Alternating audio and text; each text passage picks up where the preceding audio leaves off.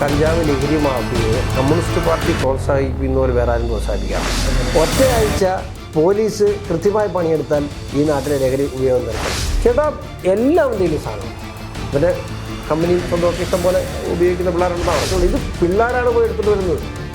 ഈ ബാംഗ്ലൂരിൽ നിന്നും ആന്ധ്രാപ്രദേശിൽ നിന്നൊക്കെ ഇവിടുത്തെ കൊച്ചു ചെറുപ്പക്കാരാണ് പോയി ട്രേഡിങ് നടത്തുന്നത്. അപ്പോൾ ഈ വിഷയം ഉണ്ടാകാൻ വേണ്ടി നോക്കിയിരിക്കായിരുന്നു. ഈ ഇന്റലിജൻസ് എന്ന് പറയുന്ന സാധനം എന്തിനാണ്? സ്പെഷ്യൽ ബ്രാഞ്ച് എന്ന് പറയുന്ന സാധനം എന്തിനാണ്? ഹാബിച്വൽ ഒഫൻഡറായിട്ടുള്ള ആളുകളെ പോലും ഇടപെടാനോ അവർക്കെതിരെ നടപടി സ്വീകരിക്കാനോ പോലീസിന് കഴിയുന്നില്ല. പോലീസിന് സ്വാതന്ത്ര്യമില്ല.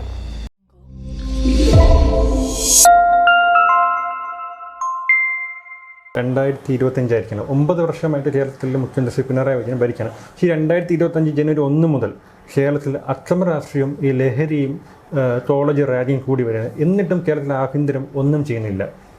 ജനം അത്ര വെറുത്തിരിക്കുകയാണ്. ഇപ്പോൾ ഇത് 2025 പ്രമുഖമായ കൊലക്കേസ്, ഇപ്പോൾ തിരുവനന്തപുരത്തെ വെഞ്ഞാറമൂടിലെ കൊലപാതക കേസ് ഉൾപ്പെടെ അങ്ങനെ പ്രമുഖമായ കുറേ കേസുകൾ വന്നതുകൊണ്ടാണ് ഇത്രയും ഹൈപ്പിലേക്ക് വന്നത്. ശരിക്കും ഇത് വളരെ ക്രമേണ കഴിഞ്ഞ ഈ 9 വർഷക്കാലം കൊണ്ടും ഇത്തരമുള്ള ഇപ്പോഴത്തെ ഈ കഞ്ചാവ് ലഹരി മാഫിയയെ കമ്മ്യൂണിസ്റ്റ് പാർട്ടി പ്രോത്സാഹിപ്പിക്കുന്നവർ വേറെ ആരും പ്രോത്സാഹിപ്പിക്കാറില്ല. പ്രത്യേകിച്ച് എടുത്ത് പറയട്ടെ, ഈ ചെഗുവര അത് വീടി വലിച്ചാലേ കമ്മ്യൂണിസ്റ്റുകാരനാകൂന്ന് ചിന്തിക്കുന്ന ചെഗുവര ആരാധകരായ കുറേ പേരുണ്ട്. ഞാൻ പറഞ്ഞത് ശരിക്കും ഇത്തരത്തിലുള്ള പ്രവണതകളെ പ്രോത്സാഹിപ്പിക്കുന്ന സ്വഭാവം CPM വളരെ കൂടുതലാണ്. ഓരോ നാടുമെടുത്തു കമ്മ്യൂണിസ്റ്റ് പാർട്ടിയുടെ ഓഫീസുകളൊക്കെ പ്രധാനപ്പെട്ട ലഹരി കടത്തുകാരുടെ കേന്ദ്രങ്ങളാണ്. പ്രധാനപ്പെട്ട DYFIയുടെ നേതാക്കളെ എടുത്ത് നോക്കി ഇവർക്കൊക്കെ ഏതെങ്കിലും തരത്തിൽ ഇവരൊക്കെ ആയിട്ട് ബന്ധമുണ്ട്. അപ്പോൾ അതുകൊണ്ട് തന്നെ ലോക്കൽ പോലീസിന് പലപ്പോഴും ഇത്തരം കാര്യങ്ങളിൽ ഹാബിച്വൽ ഒഫൻഡറായിട്ടുള്ള ആളുകളെ പോലും ഇടപെടാനോ അവർക്കെതിരെ നടപടി സ്വീകരിക്കാനോ പോലീസിന് കഴിയുന്നില്ല. പോലീസിന് സ്വാതന്ത്ര്യമില്ല. ഈ വിഷയമുണ്ടായി. ഒറ്റ ദിവസം കൊണ്ട് 2800 കേസ് രജിസ്റ്റർ ചെയ്ത കേരളത്തിൽ ഒറ്റ ദിവസം കൊണ്ട്. അപ്പോൾ ഈ വിഷയം ഉണ്ടാകാൻ വേണ്ടി നോക്കിയിരിക്കായിരുന്നു. ഈ ഇന്റലിജൻസ് എന്ന് പറയുന്ന സാധനം എന്തിനാണ്? സ്പെഷ്യൽ ബ്രാഞ്ച് എന്ന് പറയുന്ന സാധനം എന്തിനാണ്? ഒറ്റ ദിവസം കൊണ്ട് 2800 കേസുകൾ ഒറ്റ ദിവസം കൊണ്ട് വരുന്നു. അപ്പോൾ ഇതിനു മുമ്പ് ഈ സ്പെഷ്യൽ ബ്രാഞ്ചും അതുപോലെ ഇൻ്റലിജൻസൊക്കെ എവിടെയായിരുന്നു? അപ്പോൾ ഇവർക്ക് ഈ കേസുകളൊന്നും നടത്തില്ല. ഇത് ഓരോ പോലീസുകാർക്കും അറിയാം. ഞാൻ ഒറ്റ കാര്യം പറഞ്ഞിട്ടുണ്ട്. ഞാൻ കഴിഞ്ഞ ദിവസം ഞാനൊന്ന് കുറിച്ചൊരു കാര്യമാണ്. ഒരാഴ്ച ഫോറസ്റ്റ് ഡിപ്പാർട്ട്മെൻറ്റ് ഒന്നും മിണ്ടാതിരുന്നാൽ ഇവിടുത്തെ വന്യമൃഗശല്യം തീർക്കാം. മിണ്ടാതിരുന്നാൽ ഒറ്റയാഴ്ച പോലീസ് കൃത്യമായി പണിയെടുത്താൽ ഈ നാട്ടിലെ ലഹരി ഉപയോഗം തീർക്കാം. ഒരു കാര്യം വ്യക്തമാണല്ലോ, കേരളത്തിൽ MDMA ഉൽപ്പാദിപ്പിക്കുന്നുണ്ടോ? ഇത് ഉൽപ്പാദനത്തിനുള്ള സംവിധാനം കേരളത്തിലില്ല. അത് പുറത്തുനിന്നാണ് വരുന്നത്. കേരളത്തിൽ നമുക്ക് എത്ര അതിർത്തികളുണ്ട്? കയ്യെ ചുരുങ്ങാൻ അതിർത്തിയേ ഉള്ളൂ.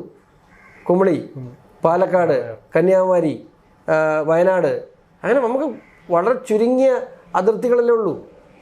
അപ്പോൾ ആ അതിർത്തികളിൽ കൃത്യമായ സുരക്ഷാ സംവിധാനങ്ങളും മറ്റു കാര്യങ്ങളും. ഇത് പിള്ളേരാണ് പോയി എടുത്തിട്ട് വരുന്നത്. ഈ ബാംഗ്ലൂരിൽ നിന്നും ആന്ധ്രാപ്രദേശിൽ നിന്നുമൊക്കെ ഇവിടുത്തെ കൊച്ചു ചെറുപ്പക്കാരാണ് പോയി ട്രേഡിങ് നടത്തുന്നത്. അതിനെ കൃത്യമായി നിയന്ത്രിക്കാൻ കഴിയുന്നില്ല.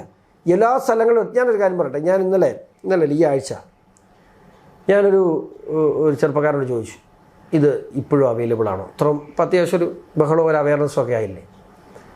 ഇവനിത് മുമ്പ് ഉപയോഗിച്ചുകൊണ്ടിരുന്നവനാണെന്ന് എനിക്ക് നല്ല മുൻപ് ഉപയോഗിച്ചുകൊണ്ടിരുന്ന ചെറുപ്പക്കാരനാണെന്ന് എനിക്ക് നല്ല ബോധ്യത്തിൻ്റെ അടിസ്ഥാനത്തിലാണ് ഞാൻ ചോദിച്ചത്. അവൻ ഇപ്പോൾ അത് ഉപയോഗിക്കുന്നില്ല. വിവാഹമൊക്കെ കഴിച്ച് സമാധാനമായിട്ട് സ്വസ്ഥമായിട്ട് ജീവിക്കുകയാണ്. അപ്പോൾ അവനോട് പറഞ്ഞു, ചേട്ടാ എല്ലാം അവൻ്റെ കയ്യിലും സാധനമുണ്ട്. ഇവൻ്റെ കമ്പനിയും സ്വന്തമൊക്കെ ഇഷ്ടം പോലെ ഉപയോഗിക്കുന്ന പിള്ളേരുണ്ടെന്നാണ് പറഞ്ഞത്. എല്ലാവരും ഇഷ്ടം പോലെ സാധനം കിട്ടുന്നതാണ് സ്റ്റിൽ ഇന്നും. ഇത് ഞാൻ മിനിഞ്ഞാന്ന് ചോദിച്ച കാര്യമാണ്. അപ്പോൾ കേരളത്തിൽ അതിൻ്റെ വിഷയങ്ങൾ കുറഞ്ഞു. വാർത്താ പ്രാധാന്യത്തിൻ്റെ വിഷയങ്ങളല്ലേ.